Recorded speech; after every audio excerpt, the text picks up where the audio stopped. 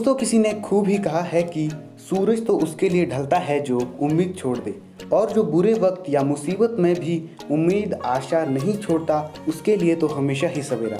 नमस्कार दोस्तों, मेरा नाम है आशीष भंडारी। आज हम बात करने वाले हैं हिमाचल के एक मल्टी टैलेंटेड आर्टिस्ट, एक lyrics writer, composer, music director और एक बहुत ही अच्छे सिंगर पंकज ठाकुर जी के बारे में। तो चलिए शुरू करते हैं। तो चलिए सबसे पहले बात करते हैं पंकज ठाकुर जी के रेजिडेंशियल प्लेस के बारे में। तो मैं आपको बता दूं कि पंकज ठाकुर जी देहा बलसन इलाके से संबंध रखते हैं, जो कि कोटखाई और चौपाल के बीच एक बहुत ही सुंदर इलाका है और इन्हें लोग डिम्पल के नाम से भी जानते हैं। बात करूं इनकी एजुकेशन के बारे में तो मैं आपको बता दूं कि इन्होंने अपनी एजुकेशन दिल्ली, चंडीगढ़ और पंजाब यूनिवर्सिटी से की है। और अब हम बात करने वाले हैं पंकज ठाकुर जी की सिंगिंग स्टारडम और स्ट्रगल के बारे में। तो मैं आपको बता दूं कि पंकज ठाकुर जी का बचपन से ऐसा कोई प्लान नहीं था कि वो एक सिंगर बने या फिर सिंगिंग प्रोफेशन में जाएं। तो अब आप कहेंगे भाई कि इन्होंने फिर स्टार्ट कैसे किया। तो मैं आपको बता दूं कि पंकज ठाकुर जी ने एज अ सिंगर कभी स्टार्ट नहीं किया था। इन्होंने एक शायर के रूप में स्टार्ट किया था। जी हाँ, ये शायरी लिखते थे और शायरी में इनका इंटरेस्ट बहुत ज़्यादा था। और इसी बीच इनके दिमाग में एक आइडिया आता है कि जो मैंने ये शायरी लिखी है इसे मैं किसी और तरह से किसी रैप या फिर किसी सॉन्ग के रूप में गाता हूँ तो ये कैसा लगेगा।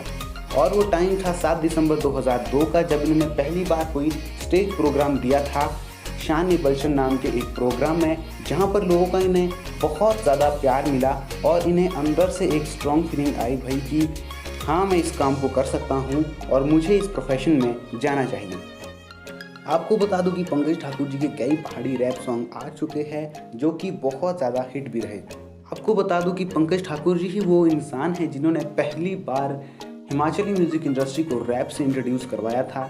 लेकिन अगर आप सोचते हैं कि ये इतना आसान काम था तो आप बिल्कुल गलत है, क्योंकि इसी बीच इन्हें कई म्यूज़िक डायरेक्टर, सिंगर से ये सुनने को मिलता था कि ये हमारे फोक को ख़राब करेगा, इससे हमारा कल्चर, हमारा ट्रेडिशन बर्बाद हो जाएगा। लेकिन पंकज ठाकुर जी ने यहाँ पर हार नहीं मानी, ये इस काम में लगे रहे और इस काम में सफलता भी प्राप्त की। अब पंकज ठाकुर जी ने रैप से हटकर पहाड़ी सॉन्ग में भी हाथ आजमाना शुरू कर दिया था और यकीन मानिए कि इनके पहाड़ी सॉन्ग इनके रैप की तरह ही हिट हुए। और आज से 2-2.5 साल पहले ही एक सॉन्ग इनका रिलीज़ हुआ था जिसका नाम था पॉइजन। इस सॉन्ग ने अपने नाम के मुताबिक ही प्रदर्शन किया और यूट्यूब पे अब तक इसके लगभग 6 मिलियन से ज़्यादा व्यूज़ हो चुके हैं। और ये सॉन्ग आज भी उतना ही नया है जितना कि आज से 2-2.5 साल पहले था। आपको बता दूं कि ये सॉन्ग के बगैर आज भी शादियाँ अधूरी लगती है। लोग इस सॉन्ग पर नाचना बहुत ज़्यादा पसंद करते हैं। इस सॉन्ग में लिरिक्स पंकज ठाकुर जी ने ही दिए थे और इन्होंने ही इसे गाया था और इसमें म्यूज़िक था राजीव नेगी जी का।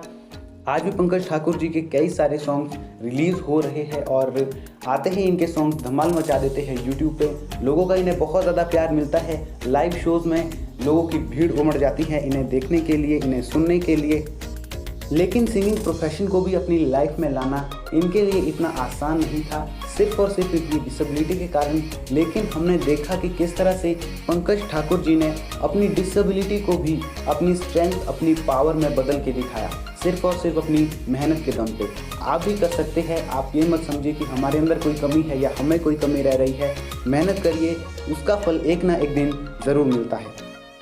खैर, आज के लिए बस यार इतना ही। वीडियो अगर अच्छी लगी हो तो प्लीज़ लाइक कर दीजिए, शेयर कर दीजिए और सब्सक्राइब करना बिल्कुल भी ना भूलिए, क्योंकि जब आप सब्सक्राइब करते हैं तो हमें भी एक मोटिवेशन मिलती है कि हम एक अच्छा काम कर रहे हैं।